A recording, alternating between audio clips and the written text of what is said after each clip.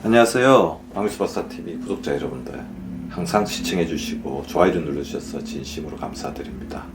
오늘은 이런 증상이 있다면 반드시 간식을 드셔야 합니다. 그런 주제로 말씀을 드리려고 하는데요.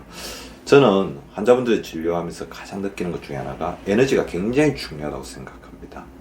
에너지가 있는 사람은 혈액순환이 잘 되고 호르몬을 잘 형성시킬 수 있고 면역력이 높아지고 그리고 다이어트 해도 성공을 할 수가 있는 거죠. 근데 이 에너지의 원천이 뭐냐면 바로 영양이죠. 우리가 먹은 음식을 잘 소화하고 분해해서 흡수시키는 능력입니다. 그런데 우리나라 사람들 중 의외로 이제 영양 섭취 부족이신 분들이 많습니다.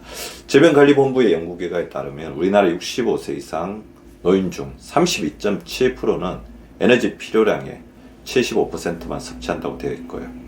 제6기 국민건강 영양조사를 토대로 분석을 해본 결과 65세 이상 노인분 중 단백질의 평균 필요량 미만으로 섭취하는 비율은 무려 31.4%에 달했으며 비타민 A는 60.5%, 비타민 C는 61.5%에 달했습니다. 칼슘 같은 경우에는 그 수치가 81.3%까지 올라가고 있죠. 제가 이제 치료실에서 살펴본 분들 중에 이런 분들은 영양 결핍에 걸리기 굉장히 쉬운데요. 본인이 이런 상태에 있지 않은지 한번 체크를 해 보십시오. 소화 기능이 떨어지는 노년층, 독거 노인 가족, 중년 여성, 완경기를 지나면서 조금 더 이런 게 심해지죠. 우울증, 치매 등의 정신질환, 다이어트를 반복적으로 하는 젊은이, 아침 식사를 거르는 중년층, 편식과 인스턴트로 식사를 때우는 사람들, 그리고 혼밥족들이 있을 수가 있습니다. 만약 위와 같은 사항이 있는 분들이 전반적인 영양 결핍이 있으면 다음 같은 증상이 있을 수가 있으니 자, 이거를 잘 매치를 시켜보시기 바랍니다. 에너지 섭취의 감소로 인해서 체중 감소, 식은땀, 기억력 감소, 가슴 두근거림들이 있을 수가 있고요. 칼슘이 부족했을 때는 고지다공증, 근육 경련, 혈압 상승이 있을 수 있습니다.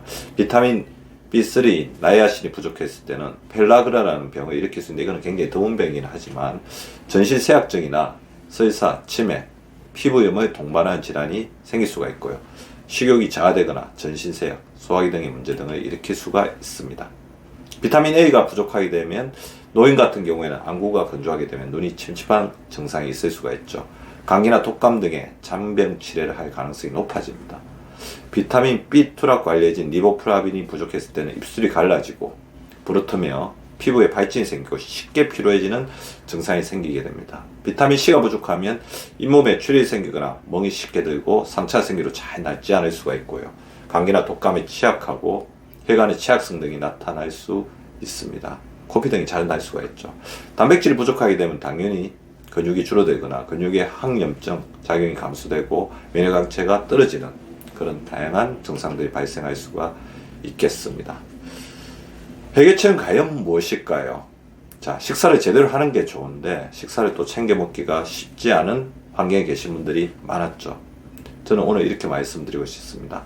정규 식사를 보충하는 간식을 섭취하라는 것입니다. 일반적으로 우리는 간식은 나쁘다, 인스턴트이다 그런 생각을 가지고 있습니다. 그것은 영양 가행일 때 이야기죠.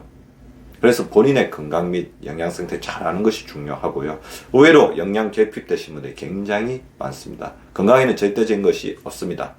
자기의 상태를 잘 봐서 자기에게 맞는 해결책을 찾아가야 되는 거죠. 아까 제가 말씀드렸던 그런 여러 가지 영양 섭취를 잘 할 수 없는 상황의 노인분들이 지금 위에 말씀드린 증상이 있다면 건강한 간식을 드셔보시기 바랍니다. 별로 해가 없는 행동이니까요. 일단 간식을 섭취하는 법은 다음과 같습니다. 다양한 간식을 먼저 먹는 게 좋아요. 배고플 때 먹겠다는 생각을 버리고 규칙적으로 섭취하는 것이 바람직할 수가 있습니다. 음식을 계속 먹지 않고 음식 섭취량이 적어지게 되면 허기의 역치가 증가하는 현상이 나타나는데 이게 무슨 말이냐면 배고픔의 정도, 배고픔을 느끼는 역치가 점점 높아져서 자, 이거 평상시에 이제 배고픔을 느껴야 되는 어떤 조언에서 배고픔을 느끼지 않으니까 영양 섭취가 점점 더 불량하게 된다는 거죠.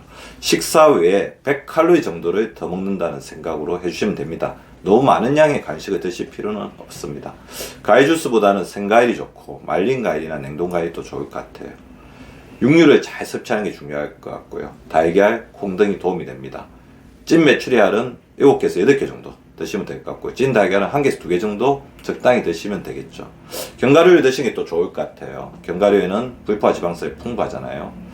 호두, 잣, 땅콩, 아몬드, 뭐 손가락 몇 마디 해당되는 것 정도라도 드시면 됩니다.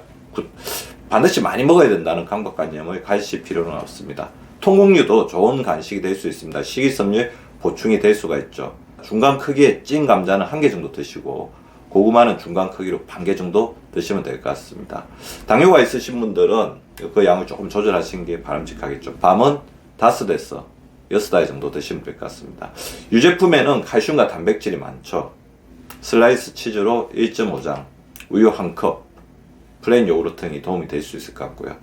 자, 변비 때문에 소화가 불편해서 점점 음식 섭취량이 줄어든다는 분들이 많으니까 채소를 이제 풍부하게 드셔주시는 게 결국에는 소화 기능이 좋게 하는데 굉장히 도움이 됩니다.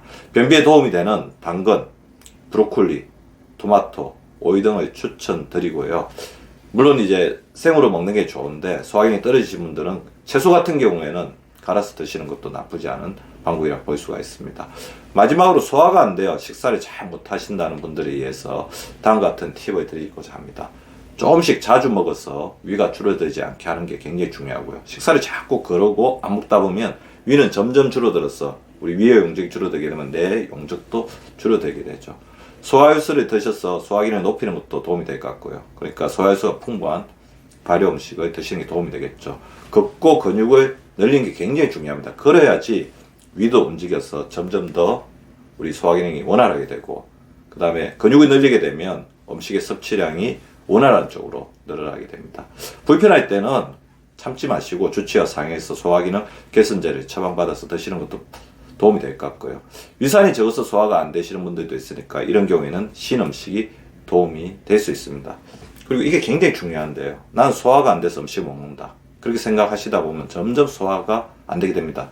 소화를 못 시킨다는 고정관념을 버리시는 게 중요합니다. 오늘은 이런 분들은 반드시 간식을 드셔야 합니다. 라는 주제로 말씀을 드렸습니다. 일반적으로 영양 가행이 때는 간식이 크게 도움이 안 되고 오히려 해로울 수가 있겠지만 영양 결핍일 때는 간식은 우리 도와주는 중요한 파트너, 동반자가 될 수 있습니다. 자기의 건강에 맞게끔 자신의 건강 행위를 결정짓는 현명한 우리 굿잠들 되시기 바랍니다. 오늘도 시청해 주셔서 감사드립니다. 행복한 하루, 건강한 하루 보내시기 바랍니다.